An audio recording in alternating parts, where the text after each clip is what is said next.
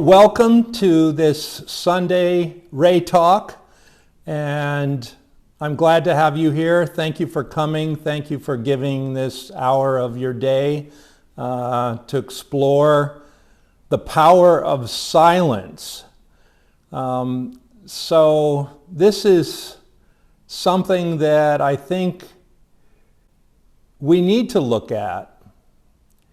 You know, we're in such a busy world and running around here and there, and sometimes we feel overwhelmed. I think everybody's felt that. And even when we're staying at home, I don't know about you, but we have a lot of internet things to do now, more than we did before. And sometimes that can build up on your plate, and then you feel this just sort of a pressure and sort of, you know, things building up. So silence is the great restorer, in my opinion, and we have to give ourselves moments of silence, periods of silence, and there's a power to the restorative quality of silence. It's interesting, you know, in the LRT we have this saying, love brings up everything unlike itself for the purpose of healing and release. So love brings up, you know, fear, guilt, you name it. All these other things that aren't love, for us to look at them and let them go. So it's interesting how things unfold in life. I'm writing this book called The Sanctuary of Silence. So I'm very much focused on this theme of silence.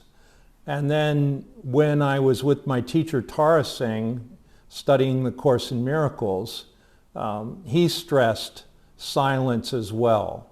And the way he approached it was, silence is your ability to receive, or your capacity to receive. So when we're all running around and doing, there's not much space for us to receive something new. Let's just say something from the Course in Miracles or some other wise teaching. If our mind is not still and silent, we can't receive the wisdom that it's trying to impart. So silence became a theme for us who were studying with Tara Singh. And then a few weeks ago, I think I shared this in the last talk, I had this kind of a vision.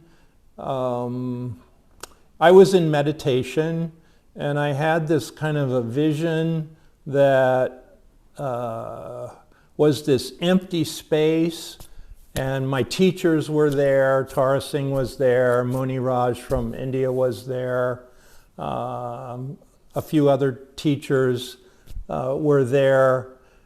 And in this space was this incredible silence. It was so profound. It was so just nothingness, right?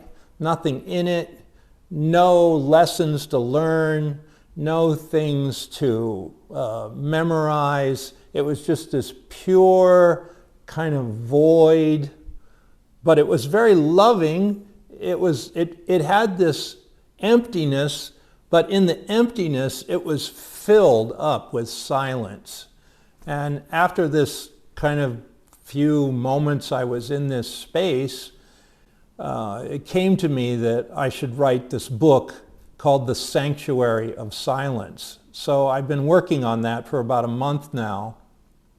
I started it on Labor Day, so whenever that was, maybe it's 2 months. I've been working on it for 2 months. And it's been very rewarding for me. Silence has been on my mind, and then I thought, well, the theme of this talk should be the power of silence. Now, like what I said, love brings up everything unlike itself, right? So I've decided to do this lecture on silence, and we have this neighbor next door who plays his music, and it's heavy kind of bass. You know, we call it the boom. We call him the boomer. And he decided to have a party last night because it was Halloween, coming up into Halloween, right? So he has this costume party, and they're up till 3 a.m. Like we can't even sleep in our own bedroom with the music going, right? Because it sounds like it's right in the next room. So absolutely no silence. They played the music till 3 a.m. and then they played more music with this kind of deep, heavy bass, boom, bada boom, bada boom.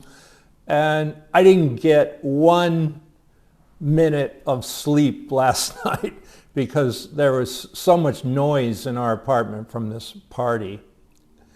So I thought, well, this is rather ironic. I'm going to give a lecture on silence, and there's no physical silence in my world right now, right? So I'm looking at this and noticing what's going on inside of myself.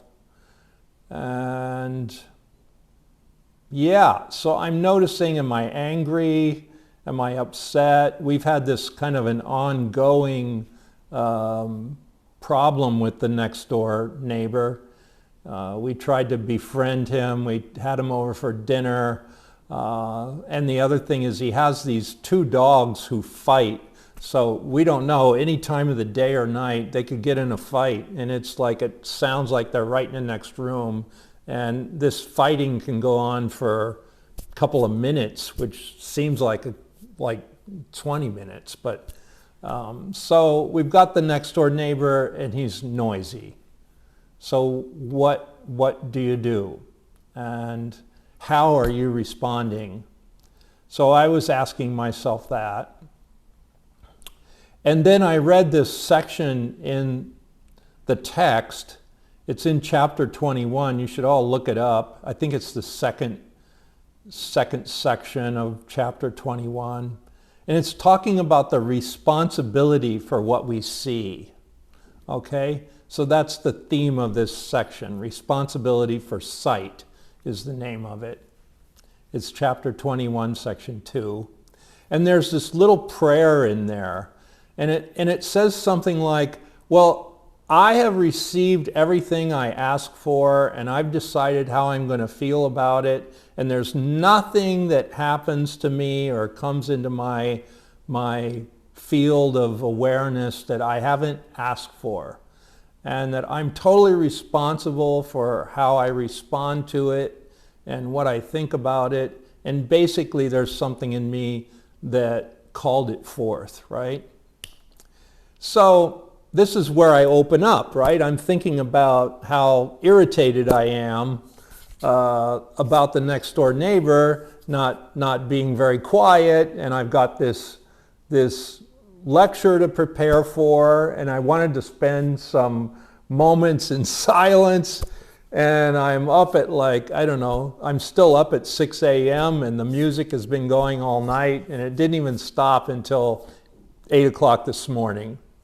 So, and then I open up the Course in Miracles to this part, right, where it says you're responsible for everything that you see, and you've actually asked for these things to come to you. So I thought, well, that's very interesting. And because it's such a contrast to my world of silence, certainly we play music like normal people do, but we would never think of turning it up on high and leaving it going all night long, knowing that, the neighbors next door are going to be disturbed. So this was my challenge. So I sat with it, and I was sort of looking at myself, and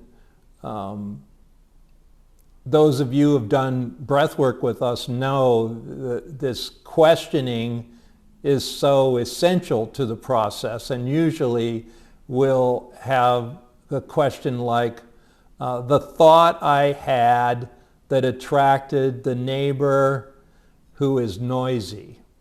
So what is the thought I have in me that attracts this neighbor who's so noisy? And it was interesting for me to kind of do that truth process on myself. And yeah, so I think when things come up and it throws us off and we're not in the silence, we have to take responsibility and then ask ourselves the questions. So what is it in me that has attracted this situation next door?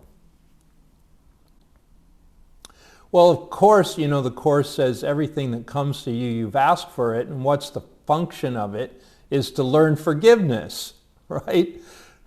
So over and over again, the Course talks about forgiveness. And you can't get away from it. You know, lesson 121, forgiveness is the key to happiness. Forgiveness offers everything I want. And then it says later on, without forgiveness, I will still be blind. So there's a great emphasis when you become a student of this kind of work that the main function of it is forgiveness.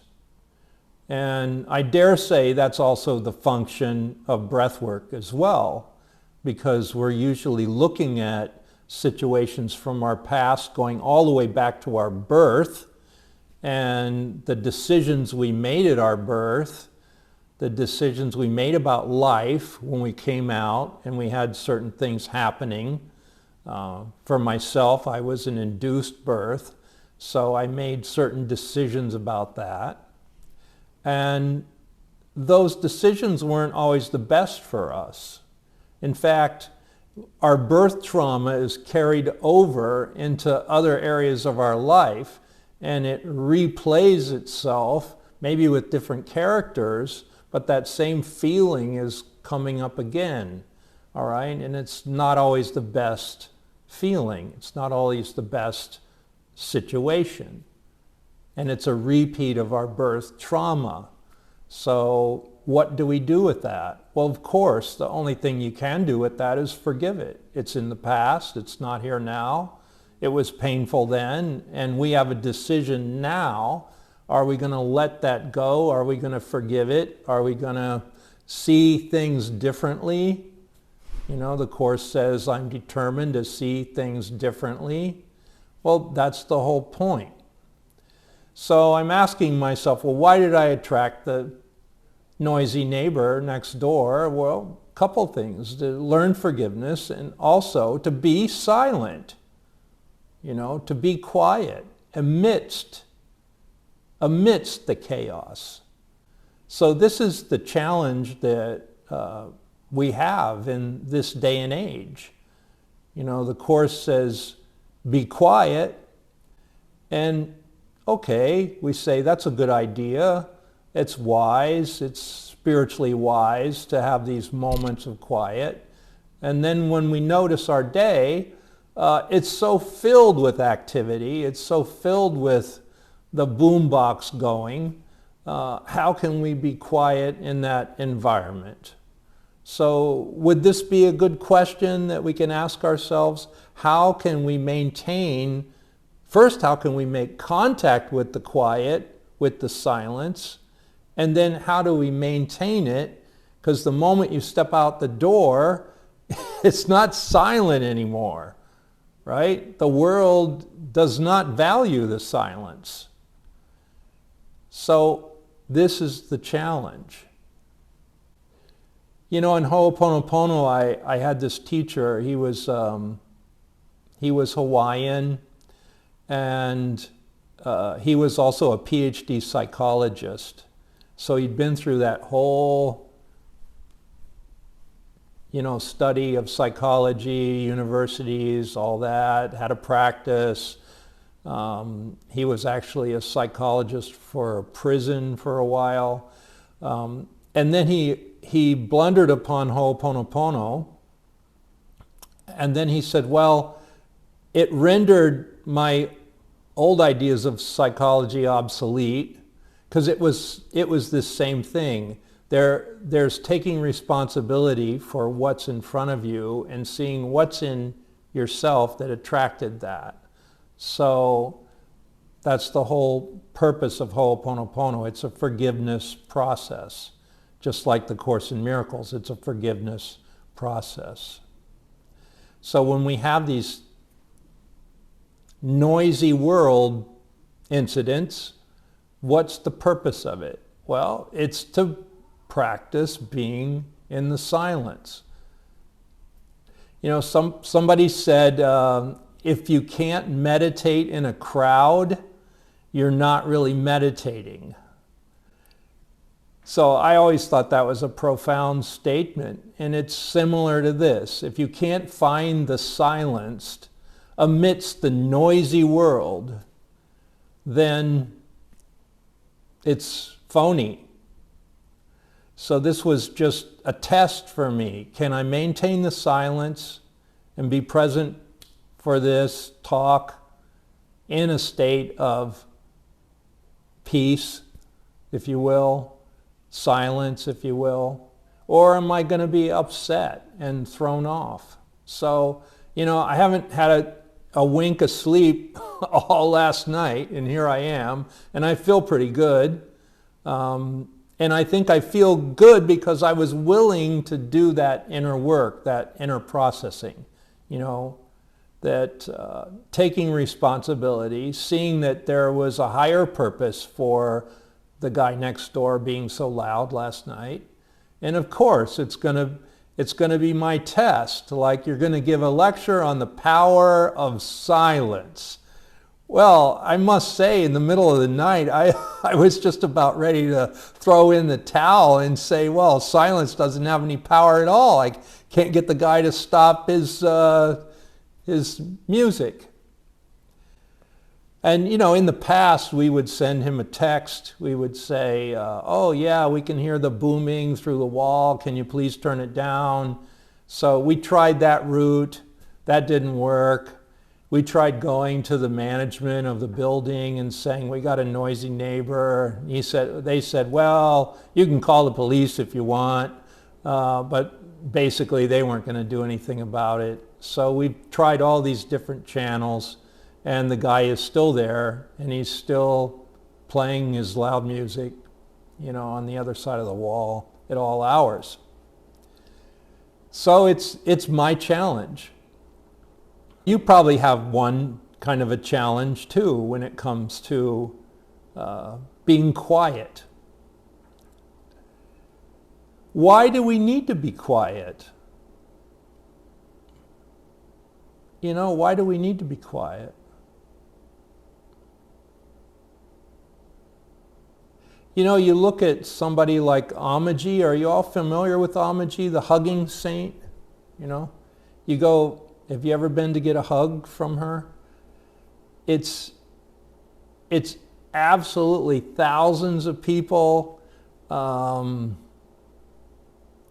It appears as though there's no silence.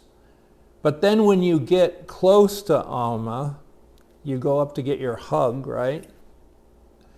There's this aura of silence around her. And it's like a force field. You know, like a magnetic field. It's like a magnetic field, a force field. It's invisible. But when you get in that aura that's pretty, it goes out like, I don't know, 50 feet or so. Like it's pretty big. And when you get within that radius of her presence, your mind starts to go blank, right? Your thoughts slow down till finally when you get actually up to her and you receive your hug, I don't think you really have a thought in your head other than just this blissful state, right? And she hasn't really said a word. I mean, there's all this activity going on around her, people, this and that, her assistants, they're kind of ushering people up the line and all this constant activity. And then you get right in front of her and it's like the universe stops, right? And you're just like in that aura and you receive your hug, and it's like you're transformed. You're given this blessing that's unforgettable. And well, what is that? Why is that? How could that be? Well, because Amma is in total silence all the time. Total. And when she speaks, she's in silence. When things happen around her, she's in silence. And her humanitarian outreach is greater than governments. I mean, India just gave her some big award because she donated so much money to build some housing and hospitals and so forth. So her practical outreach is so concrete, and it all comes from this inner peace, this inner silence, this inner connection. So her power truly comes from that space within. That's the power of silence. And that's what, if we say we're spiritual people and we're seeking higher levels or deeper levels of consciousness, then, well, what happens to us when we reach those levels? There's more space, more emptiness, more silence. The unessential things in our life drop away. So, Babaji says truth, simplicity, love, and service. So simplicity is very related to silence. The more you get in that space of the quiet, the less you want, so the less you need. You reduce your living space, your needs down to the bare essentials, and not out of sacrifice. The old way was, go to a monastery, renounce the world, don't have any possessions, whip yourself every once in a while to make sure you're on the right track. And no, that's not what we're talking about. When I met my teacher Tara Singh, he was one of the best dressed people I ever met. He had this impeccable wardrobe of the finest sport coats and ties, and he was just beautiful to look at, right? He would give these talks, and you'd be just mesmerized looking at his gestures, his order, his orderliness of his being, his clothing, how he put himself together. And I never met Babaji, but people like Sandra has met Babaji. She said he was the same way. He had this kind of aura of orderliness around him. And then Sandra Ray herself, I think that was one of the things that attracted me to her. Was when I met her in the 80s, she was just this force, this impeccable force. And she was very well dressed, and not from like a standpoint of fashion, although she loves fashion, but it's from a standpoint of your inner being, Your inner being has that orderliness, and therefore what you wear reflects that. And I felt that very much with Sandra and was always attracted to that. And then that's also was very attractive with Tara Singh. And I think any spiritual master. I did meet Muni Raj and Sastraji. Those were the people Babaji left when he took Samadhi. And they were the same way. They were impeccable. So this impeccability is very related to the silence. Because when everything's in order, there's nothing you have to do, right? When things are chaotic, you always feel like, I got to fix this, and I've got to do this, and I've got to go over there, and it's like it's constant activity. But when you bring the inner order and you have the impeccability, It's coming from that silence where there's nothing more to do, right? So it's like you're relieved of duties, and then the energy you give is something very creative and very dynamic. I think that that's a good word. It's like the dynamism of silence. I could probably write a whole essay on that. You know, silence is very dynamic. Well, what's it going to do? It's going to do something beautiful. It's going to do something of service. You know, I'm writing this book, and the last chapter was co-creating beauty, right? The first part of the chapter, I was writing about art and co-creating beauty through painting. And I had some pictures, some paintings of mine that I was discussing, mostly of the spiritual masters, Babaji, Jesus, the Divine Mother. And then I had this painting of Amma, and it was so strong. And I said, well, part of this chapter is not finished yet. I need to say something about Amma. So I'm kind of reviewing my experience with her. And I'm looking up some things on the internet to make sure I get my facts straight, right? They say on the internet she's hugged 39 million people. Now think of that. 39 million people she's hugged.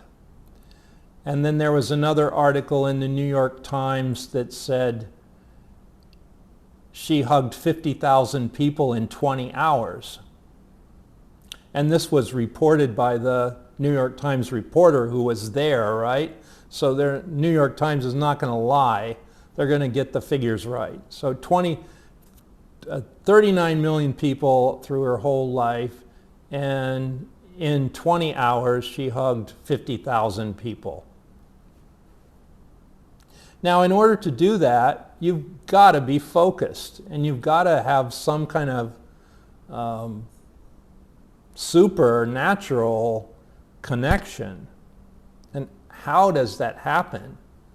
You know, how does she flow that effortlessly and reach that many people who are all touched? You know, you can't walk away not touched by Amaji unless you're absolutely asleep, but she'll wake you up. So I'm writing this last chapter about Amaji, and the chapter is called Co-Creating Beauty, right? Co-Creating Beauty. And there was something that in me, I said, it's not finished yet. This chapter needs a few more pages. And Amma came to mind, and then this particular painting I had done of her in California, I said, yeah, that's one of my best of her. That should be in here.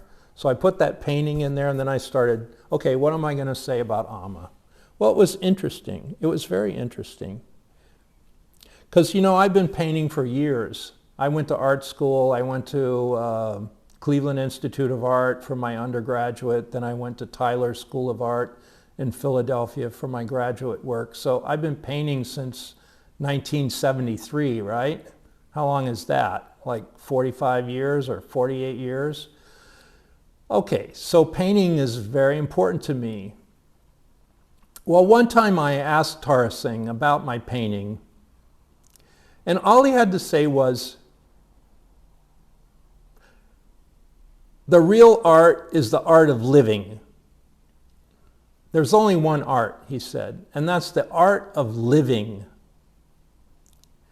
So you could say, well, yeah, you know, Van Gogh's paintings were very good, but then you look at his life and he was miserable and he ended up killing himself, right? So there's a discrepancy between the painting and the art of living. So then if you apply that to someone like Amma, okay, so let's just stick with that statement. the only art is the art of living. So what am I going to co-create that's beautiful? Well, I arrived at Amma was the greatest artist because her art of living is so intensely focused and so broadly spread. You know, it's spread all around the world. It listed some of the humanitarian things she'd done. I think she either was nominated or received the Nobel Peace Prize. She's been honored by many governments. Like I said, some of her humanitarian contributions has been greater than governments. You know, like India gave her this award for her contribution, you know, building housing, hospitals, schools, you know, that sort of thing. So she's generated this, not only her spiritual outpouring, but financial outpouring. And then she said this interesting thing in this article in the New York Times. She says, well, I don't see any difference between materialism and spiritualism. And, you know, so if you have a hand and your hand is hurt, your other hand is going to come to take care of it, right? So, and then that's an act of love, and that's spiritual, but it's also physical. So she doesn't make this distinction. And all of her spiritual energy is poured into these very practical needs.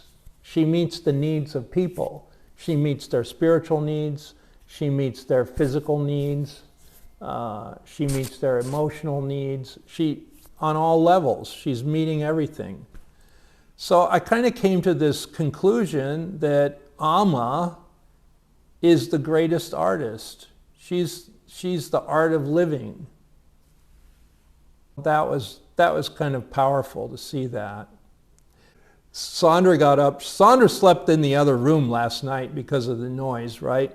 So, but I didn't want to sleep in the other room. So I'm on the couch and I can't sleep. So I thought, well, I'll get up. And what am I doing while I'm up? Well, I'm writing this section about Amma. You know, I got to the chapter I had just finished, and then I said, well, doesn't feel quite finished. There's something else it needs. And then it came to me, oh, put that painting of Amma in, and then finish the chapter talking about Amma, because it's about co-creating beauty. So what's the greatest beauty? It's like, well, her expression of love all over the world is one of the most beautiful things in our times. And so I was really looking at that, and I was writing about it and getting my facts. So I had a productive night at like 4 a.m., 3 a.m., even though I wasn't sleeping. I made it worthwhile, and I got this final section in this chapter that was so important. And then I got the title for the next chapter, Silence in the Middle of a Noisy World. So that'll be the next chapter that I write. Is like, okay, this book is about 3/4 done, and it's kind of just flowing to me. Usually I take a year to write a book, and this book will probably be done in 3 or 4 months. So there's something kind of happening in me that's very powerful, and I think this theme I'm really interested in. The next chapter I thought was how to maintain silence in a noisy world, because this is what we have to do. And not just the world, quote, out there, but what about the world in here? You know, like we've all probably noticed when you sit down to meditate, your mind is so busy, it doesn't give you a second of rest. And when you observe your thoughts, they're just constant. So it's interesting, you know, I have a lot of the Course in Miracles lessons memorized. So when I get insomnia or something, this next door happening, I'll meditate and I'll just start kind of bringing the lessons of the Course in Miracles to mind. Well, okay, let's try that. It was the middle of the night. The boom box is going. I said, okay, let me sit on the couch and I'll see if I can just get into the rhythm of the lessons. So I love the lessons from 221 to the end, because those are the short half-page lessons, right? And they're all perfect iambic pentameter. They're all 10 syllables long with 5 beats until you get to the last 20, and then the last 20 lessons in the Course, some of them are 20 syllables, some of them are 30 syllables, and one is 40 syllables, but they're all increments of 10. So they all have either 10, 20, 30, or 40 syllables, which keeps them in the iambic pentameter. Iambic pentameter is like 5 beats, right? God is my life. I have no life but His. So that's lesson 223. God is my life. I have no life but His. And then the next line it says, let us see the face of Christ instead of our mistakes. So think about that. God is my life. I have no life but His. So, and then God is like everywhere, right? You can't say God is not next door. You can't say God is not in the neighbor who's playing the boombox. So I'm thinking about that lesson. God is my life. I have no life but His. And I'm trying to include this action happening next door. All the people, there must have been like 50 people in this small apartment next door. And then I get to this line, let us see the face of Christ instead of our mistakes. Well, okay, so that's challenging, right? How can I see the face of Christ in this guy that I'd like to just wring his neck, for not letting us sleep in our own bedroom? So obviously, I've got work to do. And then I read this line, or think of this line, let us see the face of Christ instead of our mistakes. Well, we've all screwed up, we've all done some dumb stuff and made some mistakes and had some things from our past that we regret or bring us even maybe some shame.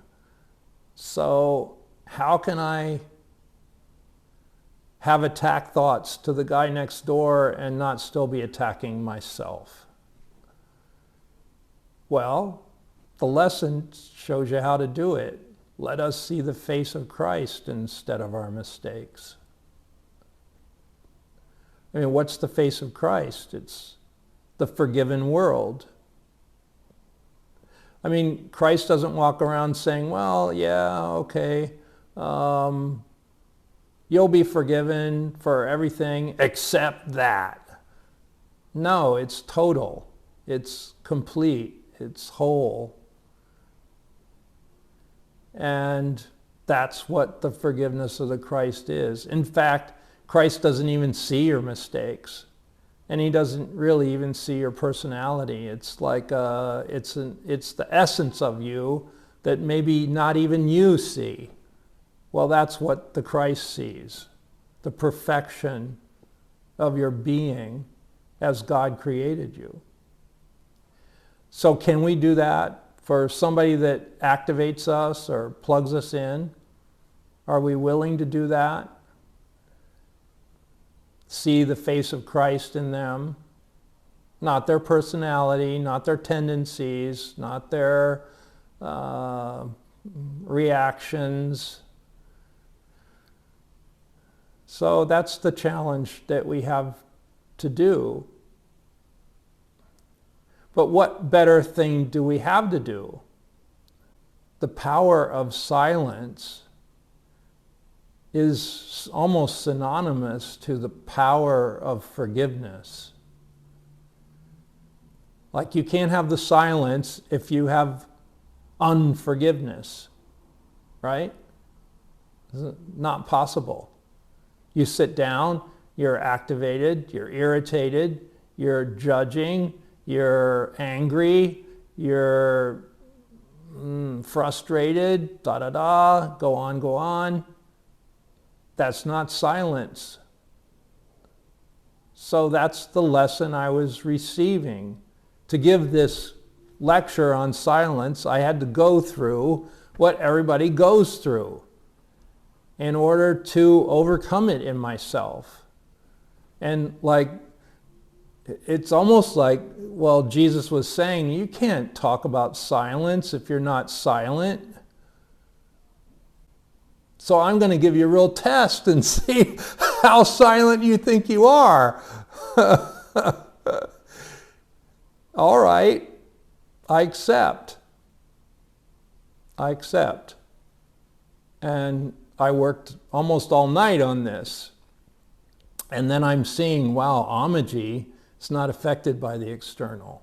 But she affects the external. She's not at the effect of the external. She is the effect on the external, right? There's a difference. When you're not silent, everything affects you, bombards you, you're thrown off this way, that way, you get angry, you get afraid, you get guilty, you get whatever, right? Not the love. You're thrown off because the external is affecting you. But when you're silent, all that crap doesn't affect you, and you affect the external, like Amaji. She goes to a town, she, hugs 30,000 people, and then she might leave $1 million behind to do stuff, So it's that kind of an action. There's so much power in that. So this is what we have to find in this work we do with the Course in Miracles. It says, in quiet I receive God's word today. In quiet. It's lesson 125. In quiet I receive God's word today. Well, are we quiet?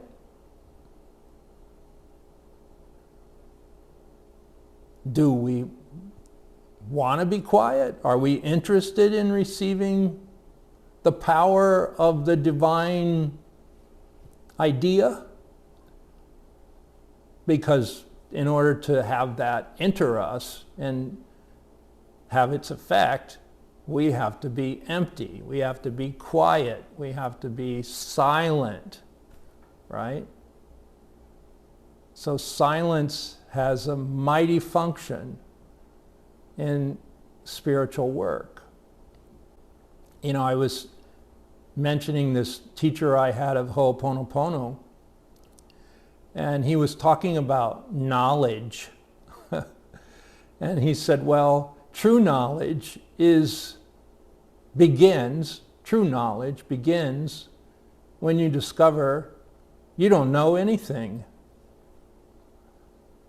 That's the beginning of true knowledge, is to admit there's so much you don't know about the universe, about reality, about God, about truth, but you don't know. And that's the beginning of this wisdom. You reach a point where you don't know the answer. And then you can receive the answer, because that creates a space of silence. When I say, okay, let's start from the unknown. Let's start together from the unknown, not what we know. What we know got us here with the pandemic and atomic bombs and economies that go wrong and politics that are constantly at war with each other. That's what we know. You know, when I first met Tara Singh, he said, well, I don't have anything to teach because you all know too much already. And then he said, well, you've learned so much in your life. You've learned how to be greedy. You've learned how to be fearful. You've learned how to be angry, jealous, insecure. There's so much that you've learned how to do. And then a real teacher comes not to add more to that, but to subtract, take it away, question, remove. Why? To get you to the silence. Take things out of your busy monkey brain, right? Take them out. That's the purpose of meditation, is to empty yourself and come to the silence. And there's no technique other than you start with this premise. I know that I don't know, and my knowings are the block, and I'm going to just let go. So you start letting go of this opinion and this judgment and that judgment. And more silence comes.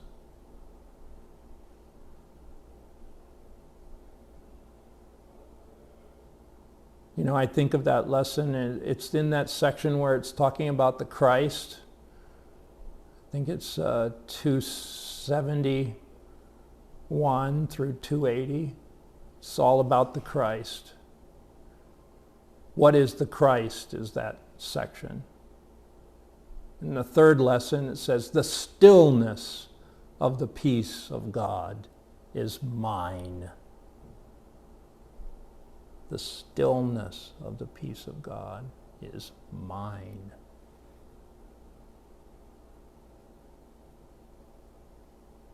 Well, we'd have to be still to receive it.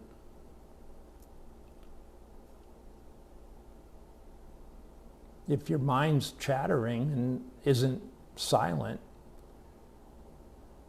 you're not receiving it. The stillness of the peace of God is mine.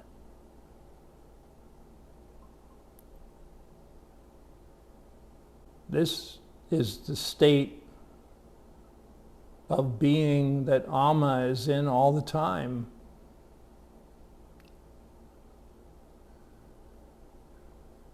We have moments of it, then we go back to our chatter, our agendas, our busyness.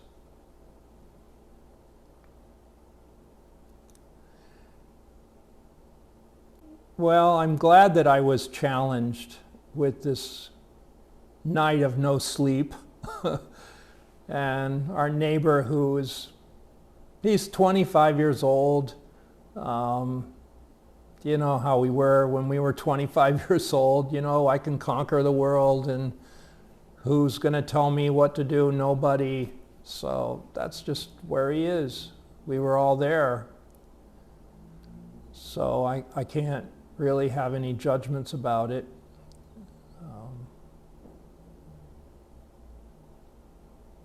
We might be moving to California, though.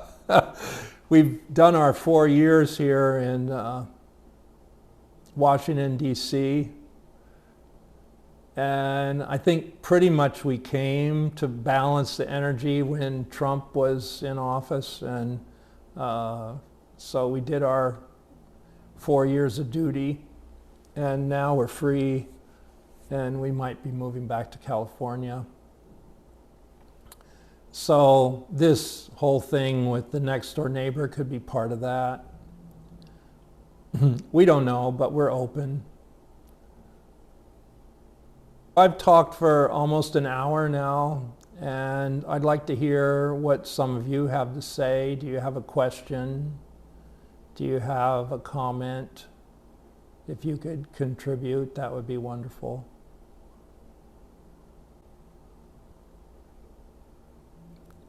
Kathy's, she didn't want me to say, but I'm going to say, she's helping me write this book, The Sanctuary of Silence. I write a chapter, then I send it to her. She looks it over and corrects my punctuation, but also says, you know, that line on paragraph 2 on page 50, it doesn't make sense at all. Can you change that? I'm so grateful that she is that attentive to what's being said, that she can have that insight. And usually, I would say 99% of the time she's right. I got to go back and make that clearer, right? So I really appreciate you, Kathy. Thank you. There, I blew your cover. Yes, yes. Just to tell everybody, when this book comes out, it is just, I think, one of Marcus's best that I've read, and they're all good, but this one hits home, and your talk today, Marcus, is just, you know, really needed for the world. And I'm thinking somehow if you can listen to the replay and type it and turn it into a chapter, that would be excellent. Yeah, well, that's what, yeah, you know, I'm a child of Tara Singh, and that's often how he worked.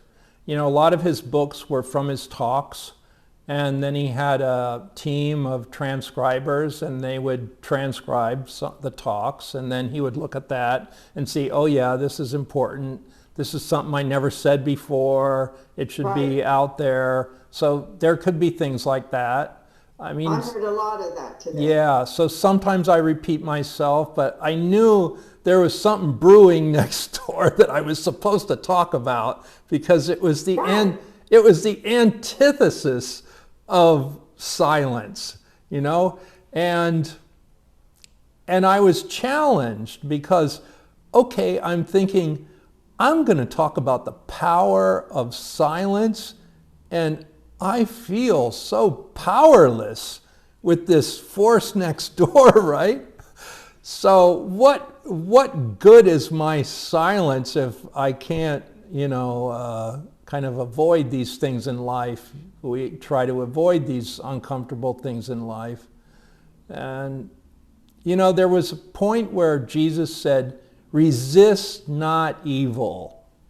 And Tara Singh used to bring that line to our attention, resist not evil. Well, what that means is, you know, there are a lot of lessons out there that we're supposed to get, you know. God, all things are lessons God would have me learn. That's a lesson in the Course in Miracles. So there's these lessons, and they're sent to us sometimes in a package that we don't want, you know, but nevertheless, we get the package, and there's the lesson, and we have to open it up and deal with it. And so that was kind of what was going on last night. And I guess I never felt so much of an impact on some incident that, like, we are online teaching the LRT now and giving talks, and all right, so we're online a lot. But this particular time, I knew it was something sent to me because I'm talking about the power of silence, right? And it's the exact opposite next door, and I have to deal with it. And so, I don't know, that's how I dealt with it. I was up and I was writing, and I was thinking about the lessons of the Course. And then I wrote that thing on Amaji, and then I saw, wow, you know, from an external look at her, so much is happening and revolving around her. It doesn't look like peace and quiet at all. But then when you get right up there and you're right in her face, there's this depth of silence, and that's how she gets things done. She's always in the silence. So that was my discovery. And thank you, Kathy, for saying that. So, okay, so we'll transcribe this at some point. Yeah, yeah. Sometimes we do that in books. I know when we finished the Physical Immortality book, Sandra and I did a little talk in Babaji's cave in India. We were in Babaji's cave and we were dedicating the book to Babaji, right? So we're in his cave, it's pitch black, and we're dedicating this book. And then we had a few things to say, and I recorded it. So then the last chapter, I guess you'd call it, or the last epilogue of the Physical Immortality was a transcription of our little dialogue we had in Babaji's cave. So, yeah. Anybody else have anything to say? Or are you all in a state of silence? Come on, Rebecca, you must have some question burning in you. Well, I just am noticing, because of my own path, I'm just at the point where the Course in Miracles, I can read it now and understand it. I'm more aware of my moments. I don't think my silence is going to be a constant, nor do I think that I need it to be, but I'm loving the moments when I reach out for it and open space for it. Yeah. And then I have those times when I'm connected and I'm more appreciative and I'm listening more. But sometimes there's nothing there and that's just fine. But I wasn't comfortable with that before. This is all new. So it's right time, Marcus. Your words are reaching me at the right time. You're pointing out the lessons that are right for me at the right time. Before I would have picked them up and not been able to process them. And now it's just like I'm at that time now. Your description of the neighbor is perfect for me at this time. It's all, and I'll listen to it again and I'll read the lessons that you mentioned and I'll just continue this opening and the references to Amaji. It's like I love that, and I haven't met her, but I met another guru many years ago that did the same thing. Being in her presence, it was the same thing. I was empty, and I was still, and I felt great. It was just but it's little bits, but now it's more and more. So I'm thinking where it's going to take me. And the openness to love, you hear, oh, love is everywhere, but living in pure love, living in pure bliss, I'm just opening myself to that thought and possibility, and to allow my life to become that. And so it's like a new window, or sliding glass door, windows. Excuse me. I've been teaching that there's windows, mirrors, and sliding glass doors, and. So I'm ready to open that door. Good, thank you. Thank you for joining us. It's been wonderful. Next week, Sandra will be talking, and her theme is Babaji outside the box. So during this pandemic, she's been meditating every day with bhajans and Goma music, we call it, because it's this group Goma that does these fantastic bhajans. So for about an hour, she breathes, listens to Goma, and writes down stuff that Babaji tells her. So, and then that goes into Outside the Box with Babaji. So that'll be the theme of next week. You'll probably get an email about that. I hope you're not irritated at us sending too many emails, because it's helpful. It gets more people on board, and people get an email and it goes through the cracks and then they forget about it even though they intend to go. So sometimes a second or even a third email is very helpful to get people here in front listening to this. So I hope you're okay with our constant contact. Yeah, so all righty. Well, God bless you, Barbara. Penny's here from South Africa, you guys. That's a far way away. And thank you for coming.